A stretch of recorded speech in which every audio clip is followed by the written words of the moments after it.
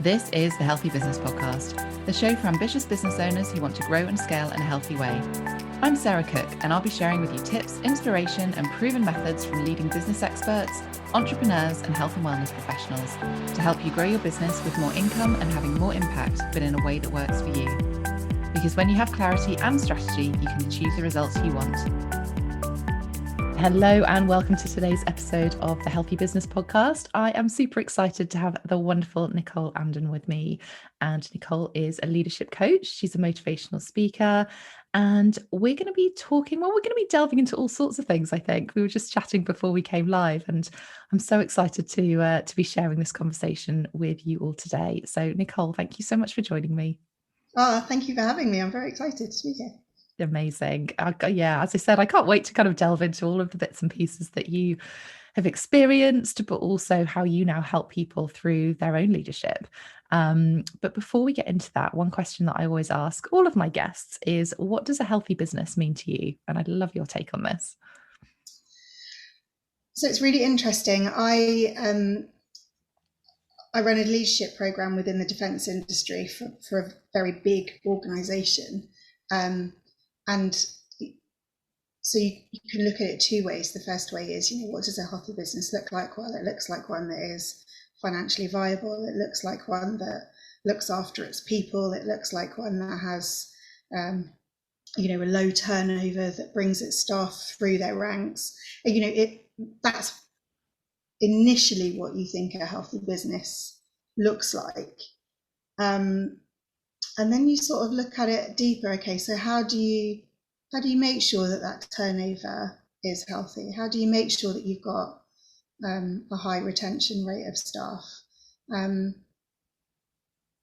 for me, that then goes very much into the leadership space. It goes into, what are the business's values? How do they live those values? How do they make sure that their people understand how important that they are to business continuity and business growth. So for me, I think probably a healthy business is one that has a healthy set of values that they live by, and that they make sure that their people live by as well. It's very much about the how and the what. So yes, it's absolutely important that we meet our KPIs and all those kind of things, but how do we do that? Do we do that by looking after our people, or do we do that by flogging them to death? And for me, a healthy business is one that looks after its people at all levels. Oh, I love that description. Yeah, it speaks very close to my heart of just, people are, I talk a lot about, if we're working at our optimal levels as people, then our business is going to be thriving, and that's going to be, working at its optimal levels as well. But you can't have a business that's healthy if we're flogging people, as you said. Like it's not about pushing and pushing and pushing just to get results. It's about that longer term, that more sustainable piece as well. So I love how you've described that. And I guess kind of goes into a little bit around your sort of HR background of thinking about people, thinking about how we get the best out of people as well. So yeah, I'd love to explore a little bit more of your story, because it's so fascinating, of kind of where you've come from and what you've been up to, and then how you've now sort of become into this sort of leadership field as well through lots of your experiences. So it's really interesting. I go into schools quite a lot, and I talk to normally young ladies, and normally from about the age of 14 upwards, and I talk to them a lot about the pressures of school. And one of the things that I say to them is, yes, it's very important that you try and achieve all that you can, but it isn't the end of the world if you don't know what the answers are right now, if you don't know what you want to be. So I've had a really squiggly career. I did social anthropology at university because, to be frank, I didn't know what I wanted to do when I was 17, and I had a boyfriend that was doing it at the University of Oxford Brookes, and I thought it seemed like a good idea. So I went away and did that.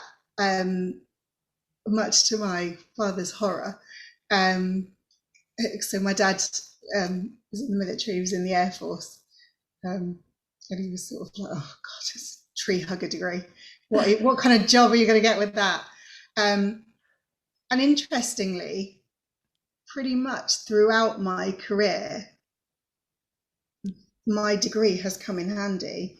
So social anthropology is obviously about, cultures and how cultures work, how societies work. And when I left university, I had a brief stint in recruitment, but ended up working in welfare. So I was part of a contract team, and we used to deliver welfare programs for the Department of Work and Pensions and for charities and various other things. So I spent some time working in forensic units in mental health. So forensic units are where they place men and women who are perhaps too unwell to serve a prison sentence, but otherwise would be in prison. And I supported them in their sort of rehabilitation back into the community.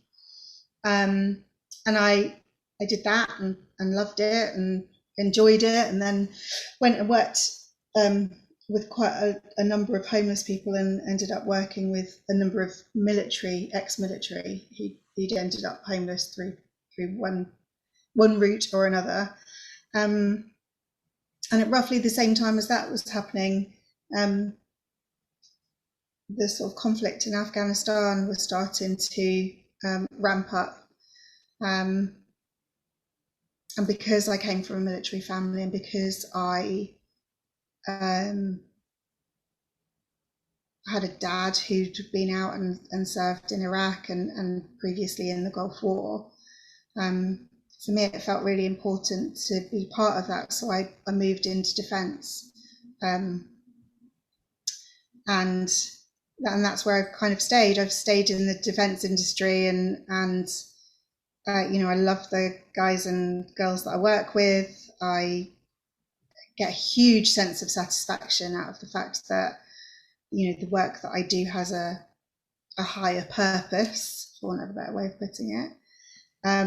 But one of the things that you do come across working in defence, and also working in forensic units, and working with senior leadership when you're managing contracts within the civil service, is that leadership tends to be majority men, even though perhaps in a lot of those organisations, when you look at the gender split, definitely not in the defence industry, but when you look at the gender split in a lot of the charities and a lot of the other areas of government services that I worked in, there was a majority of women, and yet when you got into leadership, it was majority men. And I think that's probably most people's traditional view of Yeah, that sort of industry leadership. as well, isn't it? Is that the leadership roles have traditionally been men. Yeah. So I started to notice that. But the big change for me, I always really thought I was a bit of a worker bee. I was there to support my husband, who I thought would probably have a more of a high flying career than I would have. I was going to have kids and look after the kids, and do a part time job and all that kind of stuff. And I had my daughter. We tried really hard to have my daughter, which we've touched on between us, and we'd had losses before I got pregnant with my daughter, and losses subsequently, but in particular beforehand was quite difficult. And when I went back to work, I'd just been diagnosed with postnatal anxiety. I was really struggling. I didn't like anyone touching my daughter. I was really very overprotective. All of my protective instincts were far too high. And I went into a new area of the business, and I was working for a lady who was extremely senior in leadership within the area of the business that we were in. So much that I don't think I'd ever spoken to anyone as senior as her at the point at which I went to work for her. I had a team leader who sat sort of one position above me, who, when I went in to meet her when I was just coming back off maternity leave, she did the, it was nice to meet you, tell me a bit about your background, all that kind of stuff. And this very senior leader, her name was Philippa, put her head above the sort of counter divide and said, never mind all of that, did you have a boy or a girl?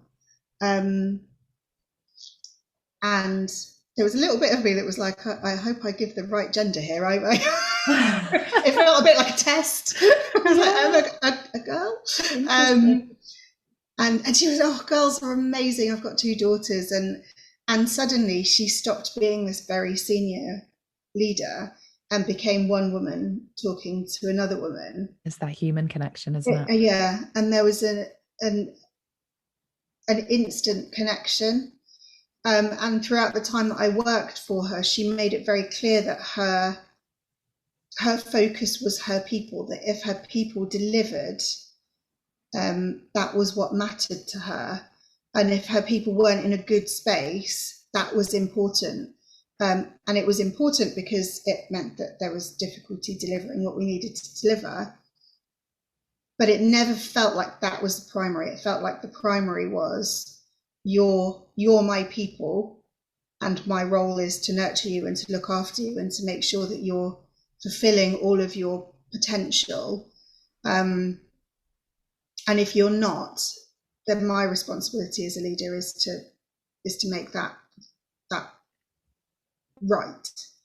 And it just gave me a very different picture of what leadership could be, and very much changed how I worked with senior leaders when I was delivering sort of my HR pieces, because they suddenly had become much more human to me. And subsequently, I sort of spent a lot of time sort of looking into leadership. I went away, we went into lockdown, I went away and did a degree equivalent while we were in lockdown. Got my maths GCSE 5th time around. I was 39. I think that was probably more exciting than the degree, to be honest. But I did, I went away and I invested in myself because somebody else was interested in what I was capable of. And I went on to run and still run a leadership program within defence. But it caused me to then go on and look at how can I bring more of that into male-dominated industries outside of the area that I work in. Yeah. So yeah, it's I got here in a squiggly way, but got here nonetheless, I which is think the it's, important thing. yeah, and I think it's so interesting, isn't it? The number of conversations that I have with people on this podcast, and actually the decisions that we make, and we don't realize we're making them at the time, but actually have led us to where we are today, which is, it's part of our journey, it's part of those things, and we make them based on, the facts and the experience and what we've got going on around us. I think there's 2 things that kind of stand out most from what you've just said. One of them, just what an amazing boss to have that human connection, which sadly, and from my experience, is all too rare.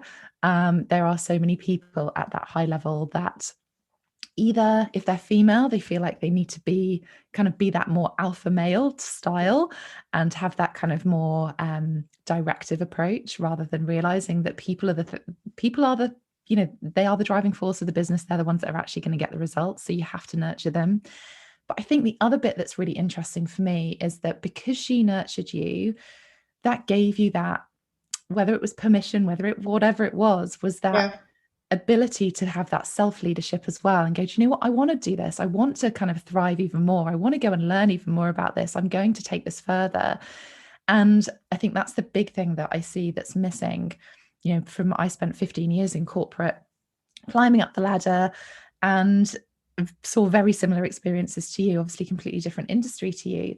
But I think one of the reasons that I left that corporate space was because of that kind of leadership. I had the most horrific kind of boss that, called me out when I was pregnant, and, just some really awful things that I'm not going to share right now because we're talking about you, but I think it's really interesting the similarities that so many women have within the workplace.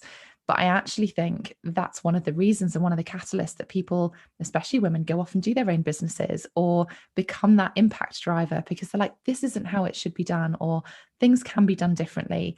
And that self leadership is so important. We shouldn't feel guilty for that. We shouldn't feel like we need to apologize for doing things in a way that feels aligned to us.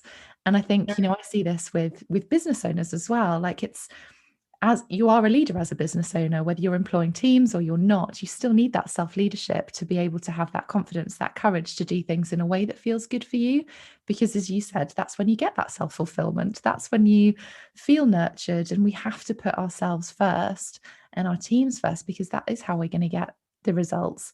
And goes right back to your description of the healthy business that we were talking about in the Yeah. beginning of, actually the people are at the root of this, whether you're a single business owner, whether you're working in corporate, whether you have experience across all sorts of things. But I think having that awareness and that recognition is just so important. And I love that you've kind of taken all of that experiential journey and now creating even more of a ripple effect and helping more and more women in that leadership sort of So for me, space. that there's a generational thing there, I think, as well. So I think you and I are not dissimilar in age.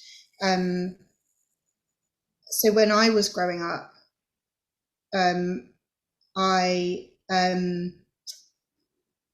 Margaret Thatcher was the definition of what a female leader was. Yeah. I was born in the early 80s. Yeah. And that very alpha female way of behaving was the expectation when it came to women leaders. I mean, one of the things that I desperately wanted was for, sorry, my daughter's just about to appear. Go and speak to Daddy. Sorry. It's okay. Talk about female leadership. Daddy's in the house as well, but mummy's the go-to. So it's those kind of challenges that women face all the time, and it's something that we hide, and that we hide that we've got children at home who are perhaps going to come and disturb podcasts. But it is part of our day-to-day lives. It's human, isn't it? And interestingly, there's a very, very clear differential that I notice between women who are sort of, I'd say maybe 35 plus, and their perception of women leaders, and women who are 30 and under and their perception of women leaders, because they've grown up with Jacinda Ardern, and they have a very, and even to a certain extent things like the Kardashians, and their perception of women leaders and women in business is rooted much more in femininity, and bringing out those feminine values, the collaboration, the sort of working together,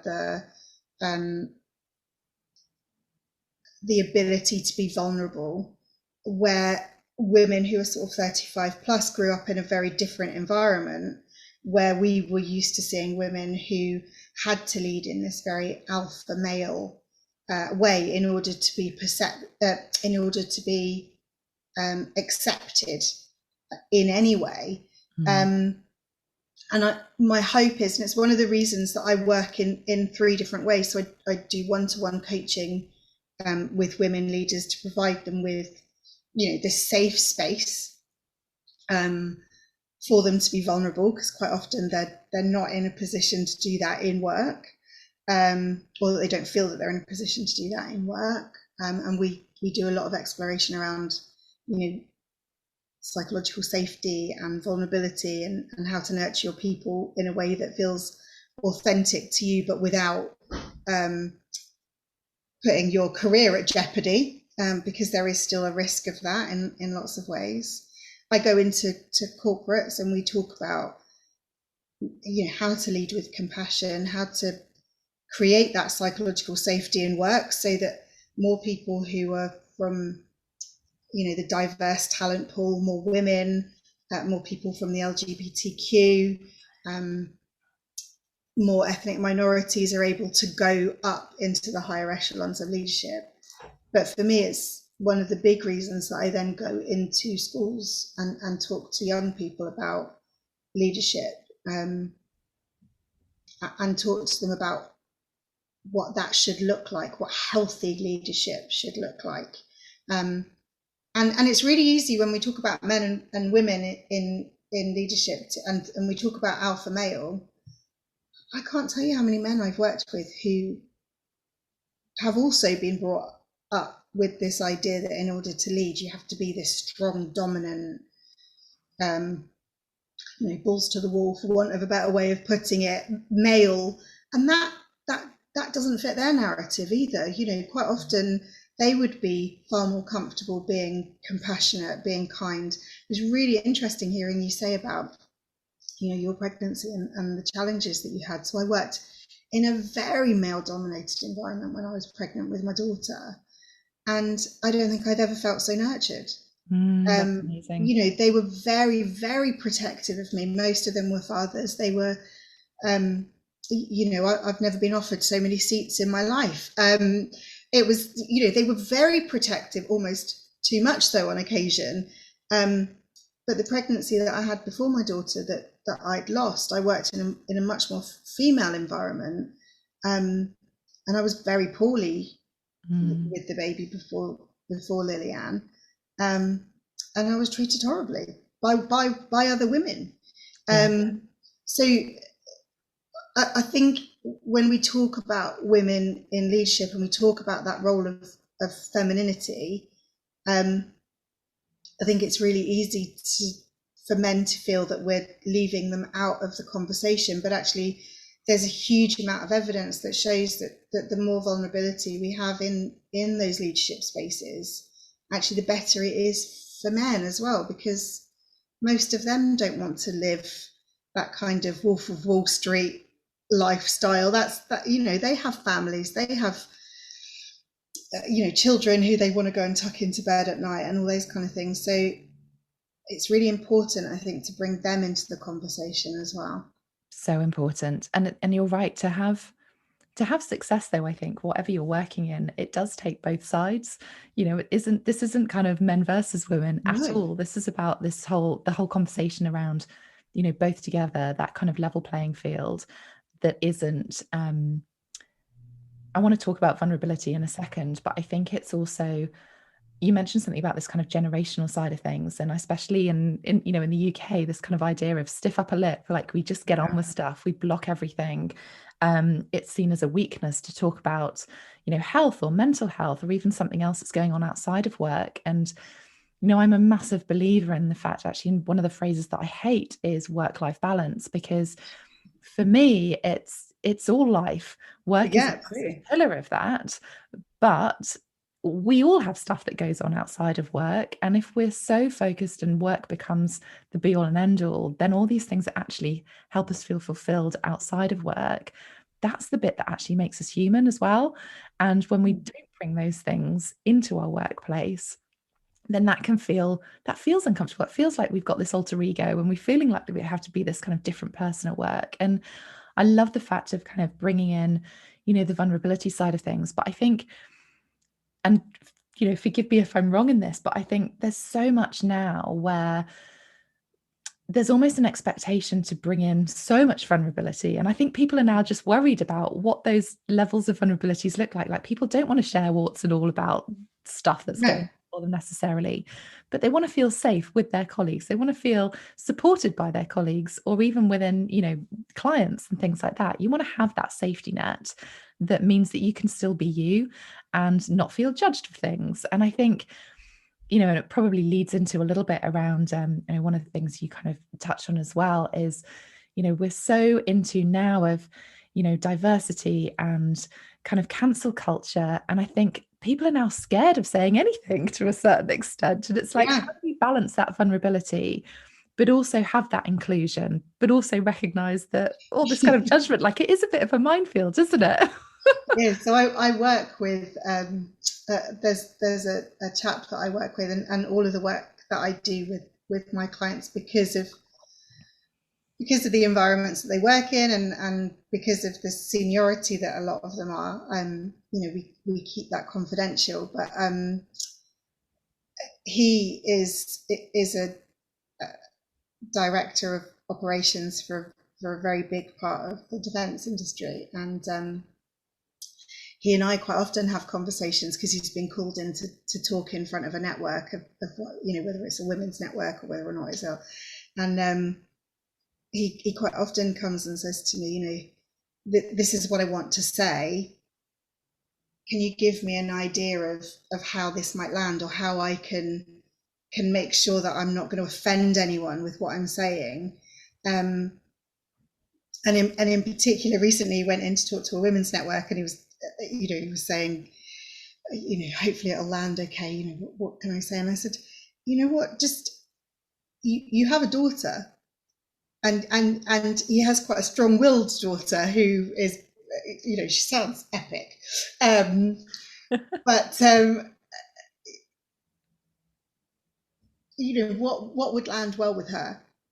And one of the things that I loved that he said, after we'd done some work together, was he said to them, I'm your ally. I'm here to support you should you need it. And afterwards we talked quite a lot about allyship and what it meant. And coming from the defence industry, for me, an ally is somebody in the defence industry, as an ally in NATO or anything like that. We are there if your sovereignty is threatened. We are there to help you protect your sovereignty.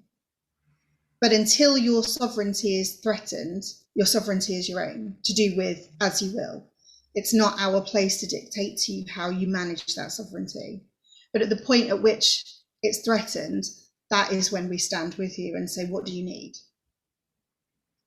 Not this is what we're going to give you. We would say to that sovereign nation, what do you need? And they would say to us, okay, we need whatever. And for me, that is what being an ally is when it comes to working with women, when it comes to race, when it comes to culture. An ally is somebody who supports you to maintain your sovereignty, but then when you need, or when you're threatened in some way, stands with you and says, okay, what do you need? We've got your back. And I think when we talk about vulnerabilities, if we take that one step further with sovereign nations, part of the way that we maintain that is by having our strong boundaries. It's by having a clear line between this is me and this is you. And when you don't have that, that's when things bleed into each other. It's when things start to go wrong. One of the things that I work a lot, both with the younger generations that I work with, when we talk about vulnerability, because there is this overshare. One of my pet hates is when people post pictures of themselves in hospital and they're like, I'm in hospital again, and it's a fragile, almost narcissistic sort of vulnerability that is not there to engender positive relations. It is there to gain a reaction. And as a leader, if that's what you're hoping to achieve, then that's all about your ego. And that is not where you should be leading from. You should be leading from a place of service. That's how you engender positivity within the people that you work with, and trust within the people that you work with, by providing a service to them. At the point at which it becomes about your ego, that's probably the point at which you should be re-examining how healthy your leadership is. Yeah, and I think that crosses over into, the products and services you put out there. It comes across in the content that you share, how you show up. it all comes back to that leading with serving rather than your ego. You can have the best possible product and service, but actually, if that's not going to help the people that you're there to serve, then that's purely ego because it's you that loves it. And actually, it's not going to sell. So if we look at it purely from a commercial perspective, but I think when we go back into that kind of personal side, that is that self leadership, that is that self awareness and that self responsibility of going, okay, let's drop the ego here. Let's look at actually how I can serve the people, how I can create that impact. Because that's always when you're going to get the best results, both personally as well as to whoever you're there to support and serve as well. So I love that kind of coming from a vulnerable place, but doing it in a way that actually means something rather than just doing it for the sake of doing it and getting a reaction. Yeah, and I think people do get confused between ego and confidence. So every leader needs to have a certain amount of ego. They need to have a certain amount Yeah, of yeah, confidence, because I need to trust in myself that I'm the best person at that point in order to support the business or to support the people that I'm working with. So there's always going to be that uh, friction yeah, between, you know, removing the ego, but also knowing that you're in the best possible place to serve. So again, that self management and the ability to sort of check yourself and say, okay, so is this coming from my need to impress, or is this coming from my need to serve? Um, and the best leaders that I have worked with, the ones who are bringing the most to their businesses, who are, have the highest retention rates of staff, who have great returns on their investment, who have the ability to hit their KPIs and all that kind of stuff, are the ones who are brilliant at that self-reflection piece of is this coming from, my my my need to be seen, or is this coming from my need to serve? yeah. Um, and interestingly, the military leaders that I've worked with as well, that is very similar, very similar. Definitely. And I think that leads into that level of trust as well, doesn't it? It's that, the overarching space around this is that we want to feel like we can trust our leaders, Yeah, but similarly, we want to feel that whatever we're going to say is going to be kept confidential if it needs to be. And there's that kind of self-trust as a leader to hold that space for people. And we talked a little bit about holding space before we came live, of how leaders do have to hold a lot of space for people. yeah, And the people who are, looking up to that leader have to recognize that too. Yes, it's about holding space. Yes, it's about having that trust. But I think it's the mutual relationship, isn't it? It's recognizing that all leaders, whatever level they are, we're still humans. yeah, And I think all sorts of things go on for people outside of the work. And that's why, kind of coming back to that kind of work life balance side of things, that actually everything that goes on in our personal lives is going to have an impact on our work and vice versa. So having that empathy, I guess, having that understanding, that awareness that everybody is a human. It's the yeah. the trust, the vulnerabilities, the safe spaces. That's when a kind of a true leader comes up and recognizes what those boundaries are and how to flex them as and when they need to. Yeah, I mean, so when Lillian was 6 weeks old, when my daughter was 6 weeks old, I became disabled literally overnight. I woke up one morning and just couldn't move. So rushed into hospital, and because they thought maybe I had sepsis because it was so close to her being born, and it turned out it was an autoimmune condition um, that has a pretty big impact on sort of my day-to-day life, Mm, um, and has left me permanently disabled, for want of a better way of putting it. And I'm quite open about talking about those things. Now, what I don't do is I don't sit and go into the ins and outs of how much pain that causes me every day, or the struggles that I have, because to be frank, that's my issue to deal with at home yeah. in the way that I feel comfortable to do so. But I am quite open about having the disability, and I am quite open on days where perhaps I am finding things a challenge, of saying, today I'm in a reasonable amount of pain and I might need to flex the way that I'm working in order to be more productive. Now, I know people in the older generation who would be very uncomfortable doing that. Some of my older leaders, because for them, talking about a disability puts you in a distinct disadvantage at work. I know a lot of the younger generation who would be very open, probably more open than I am comfortable with, sharing about a disability in work. However,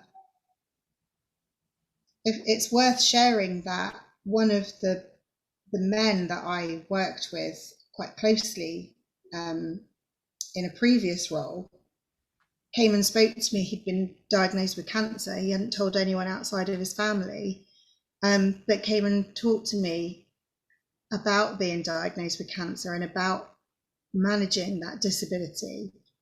And when I said to him, why did you, what made you feel that you could tell me when you didn't feel comfortable telling anyone else?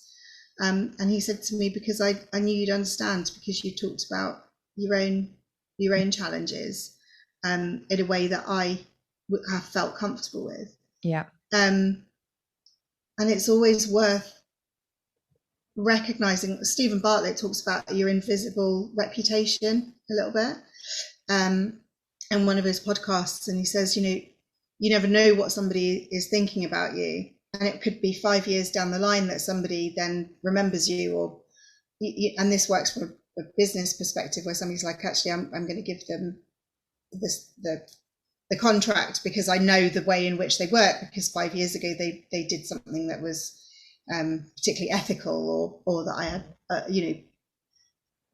and it is that invisible reputation. You never know how your vulnerability is impacting somebody.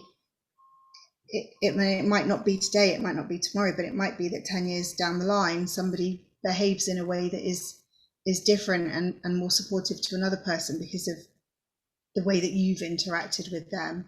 And for me, that's something that, it's a very difficult thing to manage, because you can't live your life thinking, how might this impact somebody else all the time. You have to still live your life. But that for me is about sitting in your values, and as long as you are living your life by your values, and that includes at work, I don't think you can really ever go wrong. Yeah. And I think that's kind of that, for me, that's that level of true integrity. People who say that they are a massive believer of integrity, almost it's that invisible thing. I feel like you don't need to tell people that you have high levels of integrity. That should come through in how you work and how you are and how you show up. Absolutely. And I think I love this idea of you never know who's watching you, who's listening to you, when they are.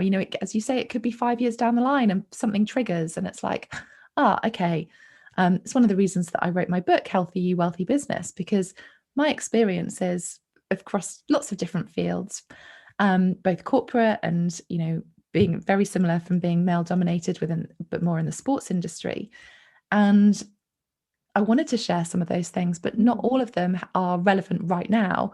But they are relevant for people who are going through those journeys or making decisions about business and how they want to show up and how to do things. And I think so much of what we go through as people, we all think, that's irrelevant to everyone else. That's our journey, that's our story.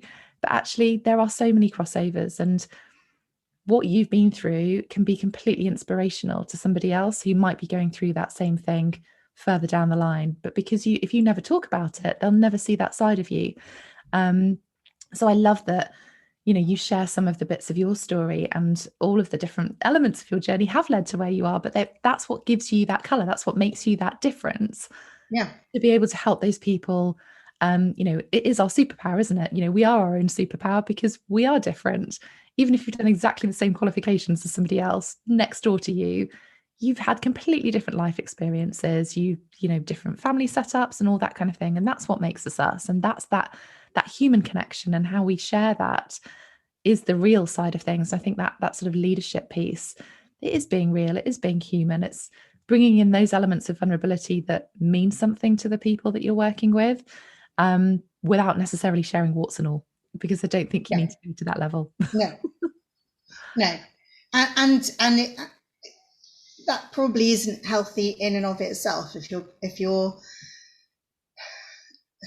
from a leadership point of view, and it is such a difficult balance, but if you're sharing everything about yourself, then I would be questioning how safe your people would feel with you.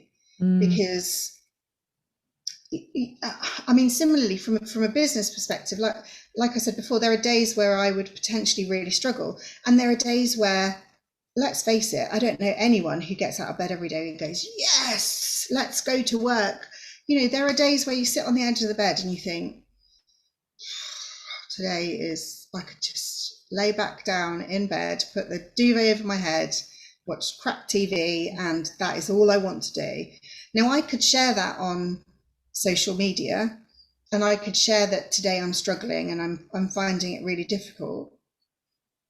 Does that create an element of safety for my clients to then share with me their difficulties?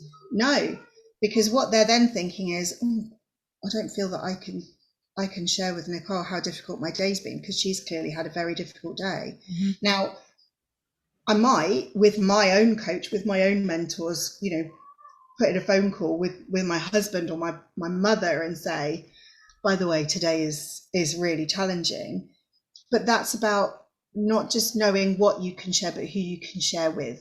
Mm, Um, and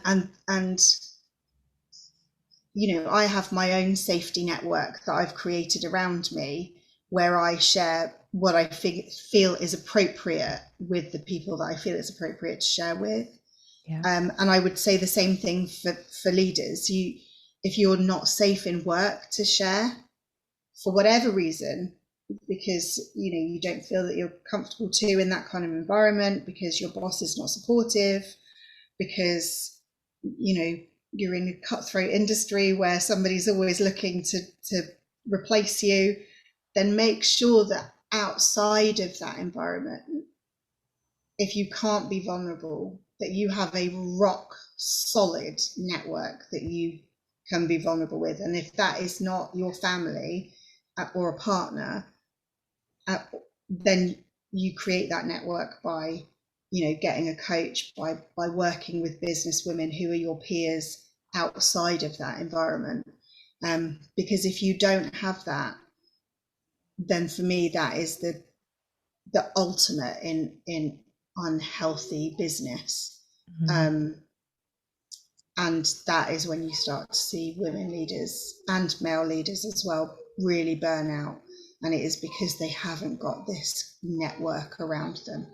Yeah, just as you were saying that, I was thinking those alarm bells of burnout just kind of spring, don't they? Because, Yeah, you know, it has to come out in some way. And if you're holding all this in and holding that space for so many other people and you haven't got that outlet, that's really hard. And, you know, I've experienced burnout myself and I totally get it. And I think it's just, it almost comes back to that self-awareness, that self-leadership of going, okay, I need to perform at my best levels. And part of that is recognizing that I need a support network too. And that's not a sign of weakness at all. In fact, I think that's a sign of, you know, real strength, that you've got that self-awareness, you've got that support and those sounding board of people. So I love that you've touched on that. Gosh, we've got into so many different I things here, and know. I love where we've kind of taken this conversation. It's Um, just before you finish, one of the things that I think it's worth saying is, when you go into employment tribunals. So one of the things that I used to do a lot when I worked in mental health is I used to work a lot around job retention. So people who had perhaps had burnout, how you got them back into work or safely extricated them from the workplace, so that they weren't financially disadvantaged, that kind of thing. There is no upper limit to the amount of money that a judge can award an individual for psychological damage at work. Mm. but there is an upper limit for physical damage. Yeah. So if you broke a leg because somebody didn't look after you in the workplace, there is an upper limit to your financial recompense. There isn't for psychological damage. And I think, having worked with people who have burnt out and seen the effects that that has, not only on them, but on their families, on their wider communities, that's probably right. But it also just shows just how important being healthy in work is, and having those networks. And just to say again, before you close off, that if that is somebody that's listening today, where they don't feel safe and where they don't, they do feel like perhaps they're on the edge of that, then, I know you're available to reach out to. I would be available to reach out to. There are charities that you could reach out to if you feel that you are right on that brink where, you're at breaking point. This is your signal to sort of reach out today and get some support, because Absolutely. it can make you very, very unwell. Yeah, Um, absolutely. Oh, it's and I, quite yeah. a bit of lowering No, I'm the grateful. mood, but I it's agree. important to say, I think. Absolutely. And I'm really grateful that you've included that, because I think it is one of those key things. I think there's so much expectation about how we should perform in the workplace, whether you are working for someone, whether you have your own business, and holding that together and sort of putting on that face, putting on that front, that actually, for us to thrive, for us to have that healthy business, it comes from within, and it comes from recognizing that excuse me, the self-awareness, the self-leadership, the self-responsibility to a certain extent, but also knowing that it's human. All of these things affect Yeah. us in different ways, and it is human. And we're all going to be affected. We're all going to get triggered in different ways. But knowing what to do and how to deal with that, and knowing that it's okay to reach out for a support network. In fact, Yeah. it's really important that you do have that, whoever that looks like. And quite often, friends and family aren't the right place to go to because they're emotionally connected to you. So I think sometimes people feel that they need, or they expect their family and friends to be there for them when they're navigating through this. But from my experience, that they're not always the best place. I love my friends and family dearly, but there are certain things I go to them with, and there are certain things that I don't. And I'll Yeah. go to Yeah. my other Yeah. business peers that do get what I'm going through.